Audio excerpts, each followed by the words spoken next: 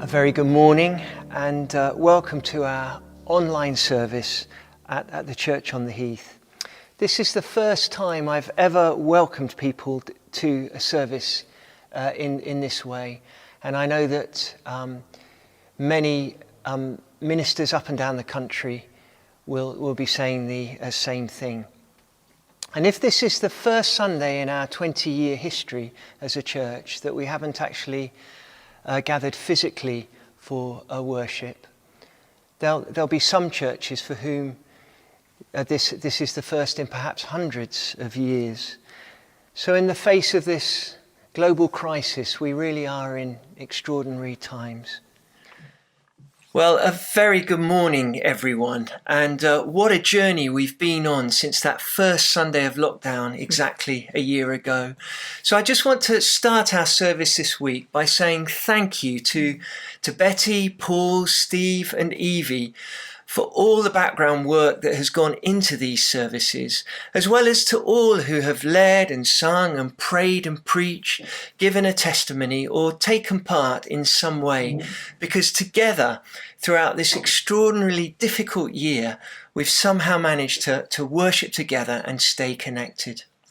Today is Passion Sunday, which falls before Palm Sunday, and we're so pleased to have Chris Blake from our local Methodist circuit speaking to us on Jesus' prayer for his disciples as we continue our series from John's Gospel. So thanks, Chris, for being with us and for reminding us that Jesus is praying for us right now in the midst of the triumphs and struggles and the joys and the sorrows of our daily lives. And as Jesus prays for his disciples, and he says, "To those you have given me," that means those of us who love and follow him now too. He says these really well-known words, "My prayer is not that you take them out of the world, but that you protect them from the evil one." In a few minutes, Sophie's going to lead us in some sung worship. But we're going to start by acknowledging the splendor and awesomeness of our great God.